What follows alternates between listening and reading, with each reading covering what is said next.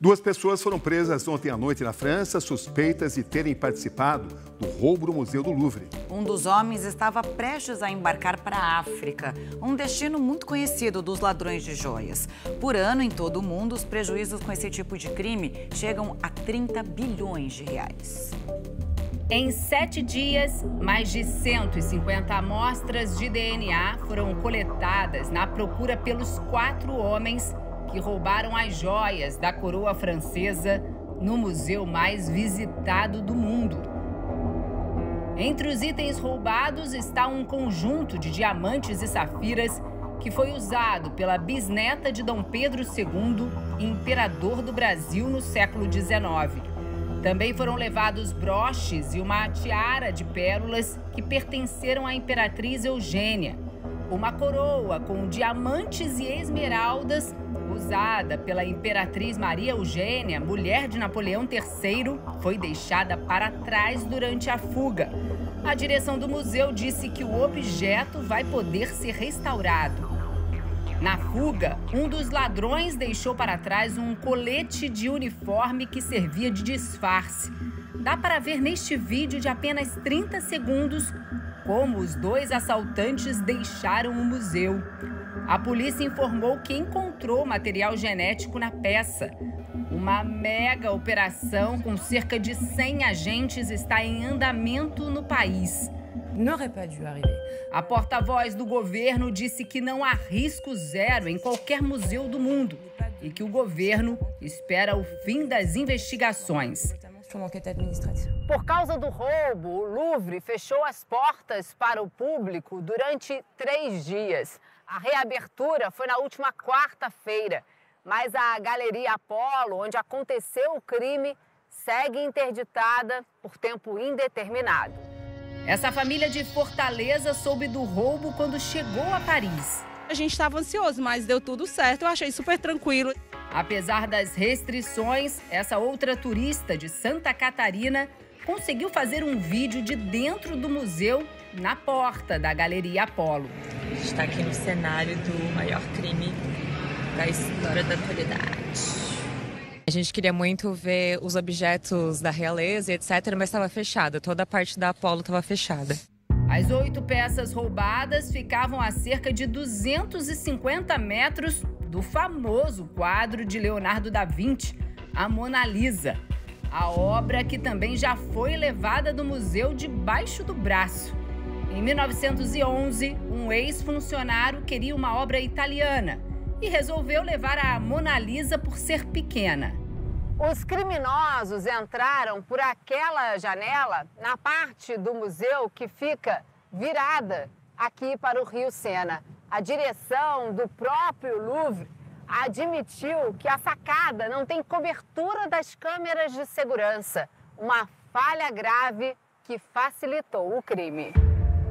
A diretora do Louvre, Laurence Descartes, admitiu que faltou investimento no museu e que está solicitando novas medidas de segurança.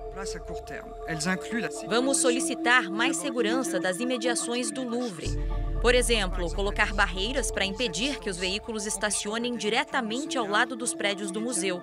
Talvez seja prudente também instalar uma delegacia de polícia dentro do próprio museu.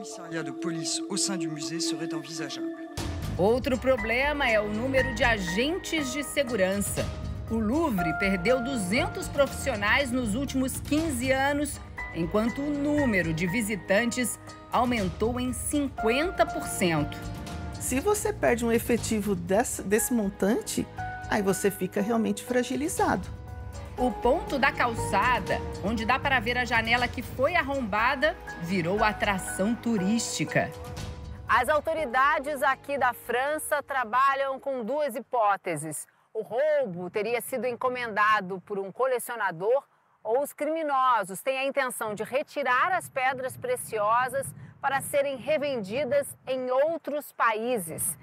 As autoridades não descartam a participação de funcionários do museu. E milhares de pessoas em todo o mundo tentam entender como esse roubo aconteceu em plena luz do dia no museu mais famoso do mundo, na capital francesa. E aí no Brasil, o repórter Ari Peixoto mostra que tipo de segurança seria ideal para os museus de acordo com os especialistas e o que levou aos roubos mais famosos do país, o da Chácara do Céu em 2006 e o do MASP em 2007. Criar um esquema de segurança para um museu é uma tarefa difícil e exige um estudo detalhado, porque não é só pensar em alarmes, câmeras e sensores de movimento no interior do prédio. Na verdade, o planejamento de um especialista começa bem antes. Começa aqui, do lado de fora do museu. A gente começa do perímetro, do muro, do terreno, da edificação, da fachada, vê portas, vê janelas, depois a gente vai para dentro, colocar os alarmes, colocar todos os dispositivos necessários e depois ainda tem que treinar a equipe. O bibliotecário, o museólogo, todo mundo tem que colaborar com a segurança. Não são só os vigilantes. Kátia Rovaron já fez projetos de segurança para museus em mais de uma dezena de cidades no Brasil. Ela diz que não existe um projeto padrão que sirva para todos os estabelecimentos. Porque a gente tem muitas variedades de museu, né? Você tem prédios modernos, você tem prédios antigos, você tem hospital que virou museu, você tem escola que virou museu, faculdade que virou museu.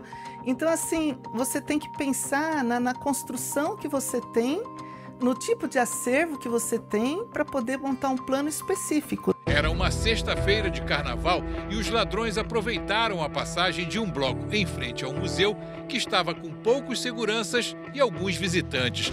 Trancaram todos numa sala e levaram 4 telas. Foi fácil fazer o roubo, disfarçar, sair, levar as obras que até hoje não foram recuperadas, né? Então, sim, são vulnerabilidades. São acessos vulneráveis que precisam ser tratados. O quadro da Chácara do Céu eles tiraram da moldura, enrolaram, passa em qualquer mala, passa em qualquer lugar, né?